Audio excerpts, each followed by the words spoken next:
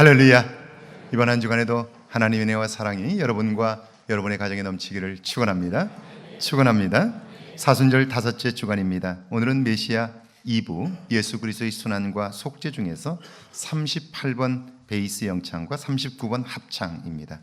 구약의 본문 시편 2편 1절과 2절, 어찌하여 이방 나라들이 분노하며 민족들이 헛된 일을 꾸미는가? 세상의 군왕들이 나서며 관원들이 서로 꾀하여 여호와와 그의 기름 부음 받은 자를 대적하며, 이것이 베이스 영창의 내용이고요. 3절, 우리가 그들의 맨 것을 끊고 그의 결박을 벗어버리자 하는도다. 이것이 합창의 내용입니다. 한번 들어보시죠.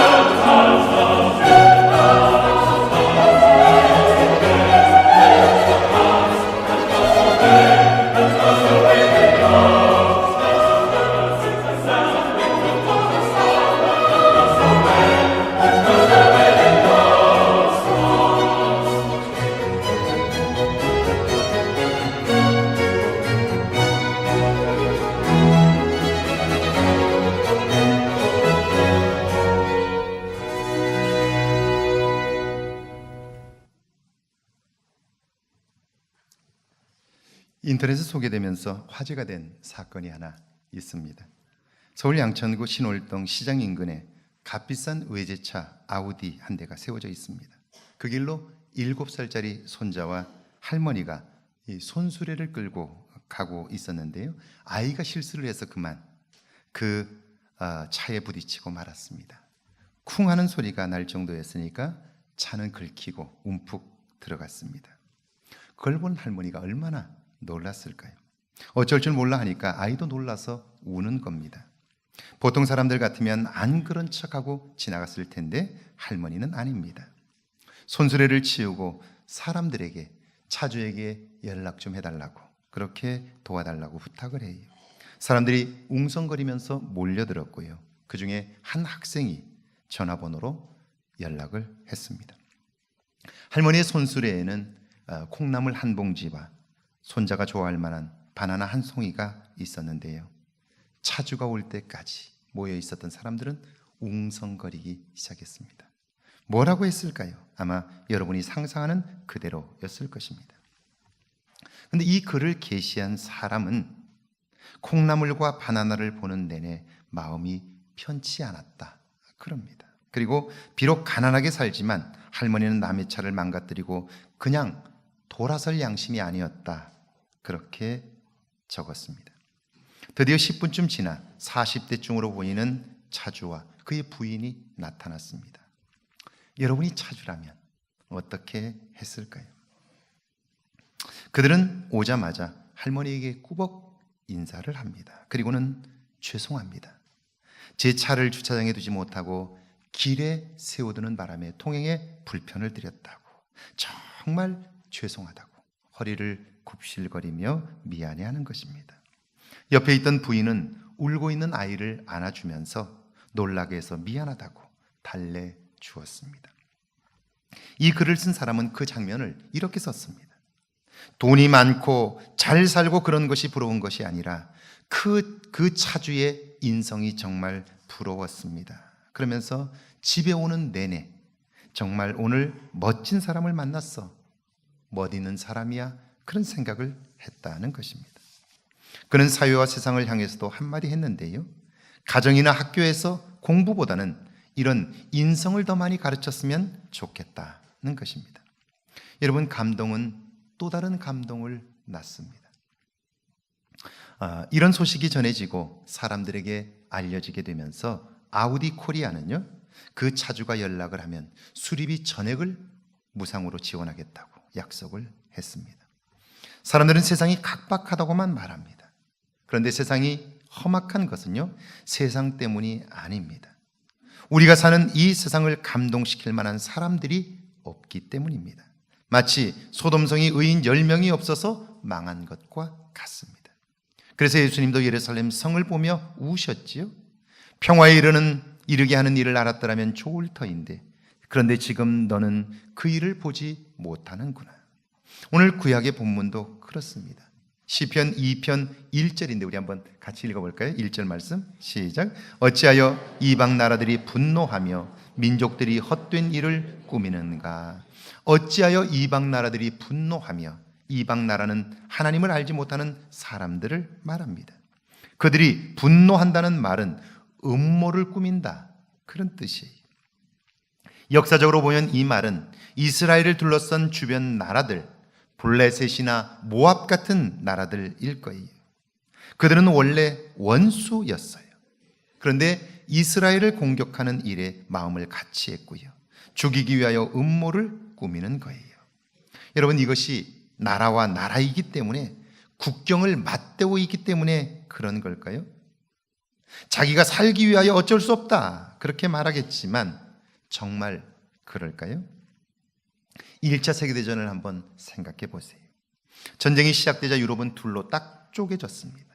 그리고 치열하게 싸웠어요. 무엇을 남겼을까요?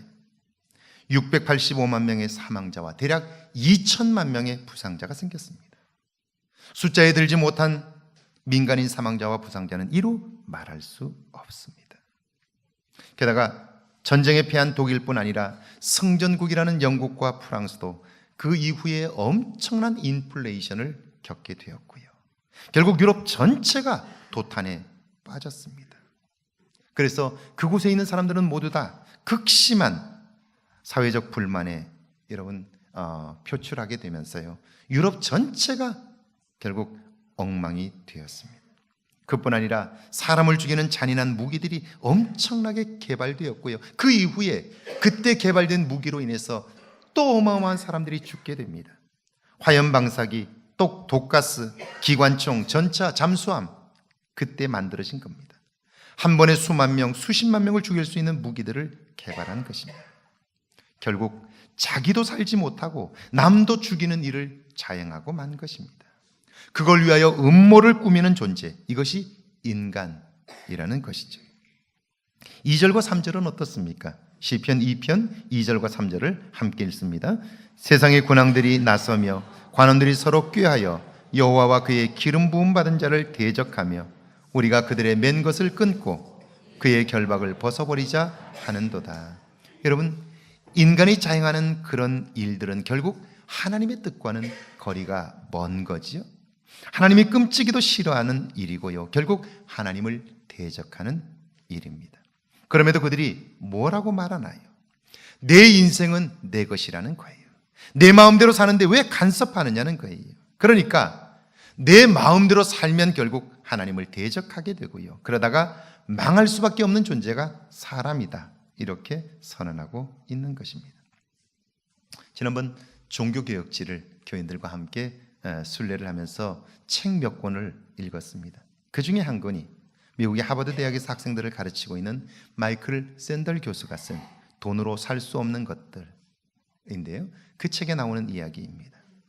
여러분, 도로에서 과속을 하면 결국 벌금을 내죠. 주차하지 말아야 할 곳에 주차를 하게 되어도 결국 돈을 내야 합니다. 그것을 범칙금 또는 벌금이라고 부르는데요. 그것과 우리가 집에서 사용하는 전기나 또는 전화, 여러분 요금, 이런 것들의 차이가 뭘까요? 범칙금과 요금의 차이가 뭘까요? 이걸 생각해 보는 일은 참 중요해요. 제가 인터넷으로 연예인의 음주운전이라고 검색을 했는데요. 가수, 탤런트, 배우 할 것 없이 68명이 나왔어요. 근데 상당수가 음주운전에 걸려 뺑소니를 쳤어요. 여러분, 그들 대부분이 유명인들이에요. 벌금을 못 낼 정도는 아닌데 그들이 왜 술을 마시고 검문에 걸리자 도망을 쳤을까요? 거짓말을 했을까요? 벌금은 단지 잘못한 것에 대한 비용을 지불하면 되는 게 아니고요. 돈으로 해결할 수 없는 도덕적인 책임이 있습니다. 그들이 도망을 친 이유는 연예인은 공인인데 어떻게 술을 마시고 운전을 할 수 있느냐고 지탄을 받기 때문이에요. 그런 사회적 비난은요, 그들의 인기를 끌어내릴 수 있습니다. 잘 나가던 드라마에서 하차를 시키고요. 모든 것을 내려놓고 몇 년 동안 자숙의 시간을 갖게도 합니다. 그러니까 잘못하면 인기도 잃고 돈도 잃고 삶 전체가 망가질 수 있는 거예요. 우리는 강정호라고 하는 메이저리그에 걸출한 선수를 알고 있어요. 그는 그 팀의 주전 선수이고요. 엄청난 돈을 받고 있어요. 그런데 한국에 들어와서 음주운전을 하고 자기가 운전하지 않았다고 거짓말을 하게 되면서 결국 메이저리그 시즌이 시작되어도 가지 못하고 있잖아요. 비자를 받지 못하고 있잖아요. 그 인생이 엉망이 되고 마는 거예요. 아무리 많은 재능을 가지고 있지만, 실력을 가지고 있지만 내면이 건강하지 못하면 결국 삶은 엉망이 되고 마는 거예요. 그들은 압니다. 그렇게 하면 안 된다는 걸 알아요. 그런데도 왜 그렇게 하는 걸까요? 성경은 말씀합니다. 만일 내가 원하지 아니하는 그것을 하면 이를 행하는 자는 내가 아니요 내 속에 거하는 죄니라. 죄가 인간을 이렇게 만드는 것입니다. 오늘 신약의 본문도 보세요. 마태복음 23장 35절입니다. 같이 한번 읽어볼까요? 35절 말씀입니다. 그러므로 의인 아벨의 피로부터 성전과 제단 사이에서 너희가 죽인 바레가의 아들 사가랴의 피까지 땅 위에서 흘린 의로운 피가 다 너희에게 돌아가리라. 창세기 4장에 나오는 가인과 아벨 이야기. 가인과 아벨의 제물 중에서 하나님은 아벨의 제물만 받으셨어요. 가인 입장에서는 분명히 속상할 만한 일입니다. 그렇다고 그것이 동생을 죽일 정도의 일입니까? 그렇다면 가인 속에 있는 섭섭함을 미움과 증오로 바꾸어 결국 살인하게 만드는 힘, 그것이 무엇일까요? 역대하 24장에 나오는 사가랴는 어떻습니까? 그는 이스라엘 백성들의 우상 숭배를 감시하는 사람이었어요. 그가 볼 때 왕이야 모든 백성들이 하나님을 떠났어요. 우상을 섬기고 하나님이 싫어하는 일들만 골라서 해요. 그래서 외칩니다. 너희가 어찌하여 여호와의 명령을 거역하여 스스로 형통하지 못하게 하느냐? 너희가 여호와를 버렸으므로 여호와께서도 너희를 버리셨나니이다. 그렇게 이야기를 해요. 여러분, 이 말씀은 아프지만 들으면 마음이 상해요. 속상해 할 수 있어요. 그러나 그걸 들으면 약이 됩니다. 하나님께로 돌이킬 수 있는 기회가 되는 거예요. 그런데 그들은 분노합니다. 왕이 펄펄 뛰면서 저놈을 죽이라고 소리칩니다. 그러자 백성들이 달려들어 돌을 돌로 그를 쳐 죽입니다. 여러분, 그들이 이 스가랴를 죽인 장소가 어딘 줄 아십니까? 성전 뜰 안이에요. 이것은 그들이 하나님을 전혀 의식하지 않은 거예요. 두려워하지도 않고요, 감정에 사로잡혀 사는 거예요. 전에 제가 설교를 마치고 나왔는데 집사님 한 분이 제게 이야기를 해요. 목사님, 오늘 절 들으라고 설교하셨죠? 그래서 시험에 들 뻔했어요. 그래. 여러분, 주일에 많은 사람들이 있는데 설교가 나 한 사람을 향하여 하는 것 같았다면 그것이 은혜입니까? 시험거리입니까? 은혜를 은혜로 알지 못하게 하는 것, 그것이 죄인 것이죠. 오늘을 사는 여러분들, 여러분은 그리스도인입니다. 그리스도를 믿음으로 하나님의 자녀가 된 사람들입니다.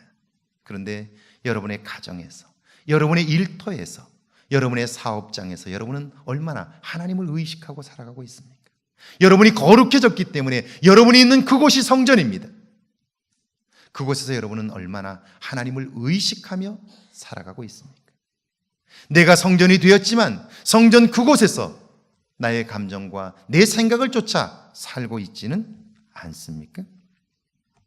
은혜를 은혜로 알지 못하게 하는 것, 그것이 죄라고 하는 말입니다. 인간 속에 있는 이런 죄성이 결국 이 땅의 구원자로 오신 예수님을 죽였습니다. 그런데 내 안에도 그 죄악이 시퍼렇게 살아 있어요. 그 죄가 너희에게로 돌아가리라, 너희 후대에게로 돌아가리라 라고 말씀한 것은 인간 속에 누구에게나 이런 죄성이 있다는 말입니다. 내 안에 그 죄악이 시퍼렇게 살아있기에 나도 모르는 사이에 의식하지 않으면 나는 죄의 종노릇을 하게 되고, 그것 때문에 오늘 나는 힘들고 잘못된 길로 가게 되고 잘못된 판단을 하게 된다는 것이죠. 그러므로 신앙의 출발은, 거듭남의 시작은 내 안에 죄를 보는 거예요. 죄인된 나 자신의 삶을 보는 거예요. 매일매일의 삶 속에서 나를 잘못 이끌고 있는, 잘못 판단하게 하는 이 죄악을 볼 수 있는 거죠. 2004년 멜 깁슨이 두 번째로 감독한 영화 Passion of the Christ, 이것은 상영도 되기 전에 엄청난 논란을 불러왔습니다. 예수님의 생애 마지막 이 12시간의 시간, 그 모습을 그린 작품인데요, 유대인이 예수님을 죽였다고 해서 유대인들이 벌떼처럼 들고 일어난 거예요. 영화를 상영할 수 없도록 가처분 신청을 했고요, 멜 깁슨을 반유대주의자, 인종주의자로 몰고 갔습니다. 사실은 지금도 미국의 정치와 경제 그리고 매스컴을 유대인들이 장악하고 있어요. 그들이 반대하니까요, 이 멜 깁슨의 영화는 상영하기 어렵습니다. 그때 멜 깁슨은 유대교 대표들에게 먼저 영화를 보자고 요청을 합니다.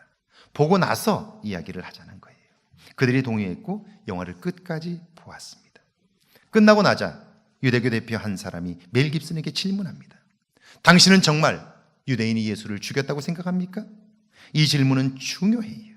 만약 잘못 대답하면 이 영화는 영원히 상영 금지를 당할 겁니다. 멜 깁슨이 대답합니다. 아닙니다.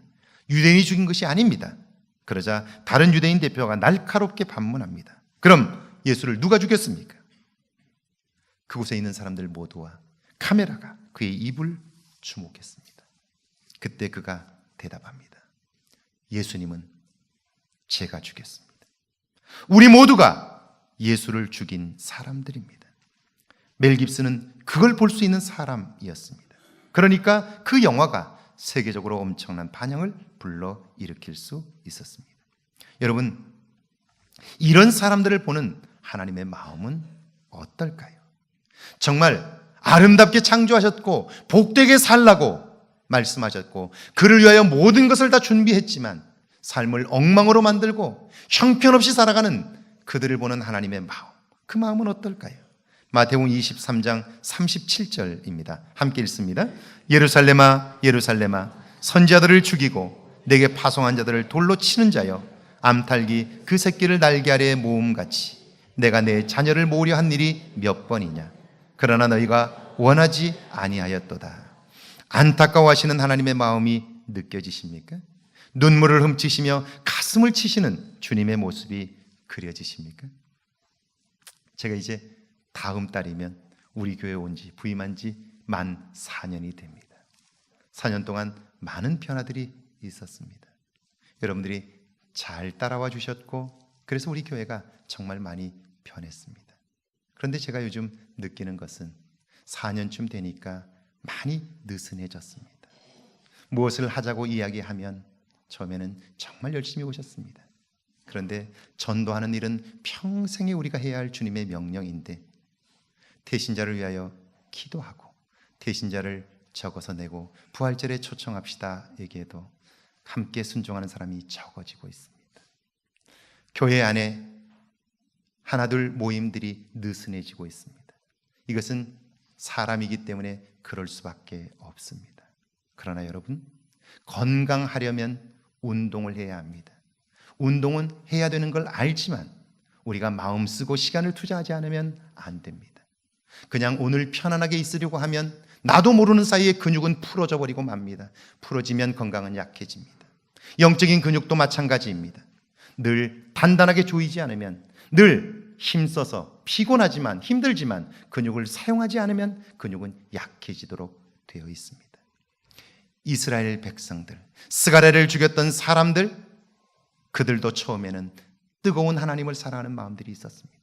그런데 시간이 지나면서 느슨해졌고 느슨해진 자신을 보지 못하게 되자 하나님이 말씀하셔도 말씀하는 자를 죽이는 그 일을 감당하게 되었고요. 성전에서 그 일을 행하면서도 하나님을 의식하지 못했던 것입니다. 사랑하는 여러분, 내 안에 있는 죄악을 발견하십시오. 예수님만이 그 죄를 사할 수 있는 분임을 믿으십시오.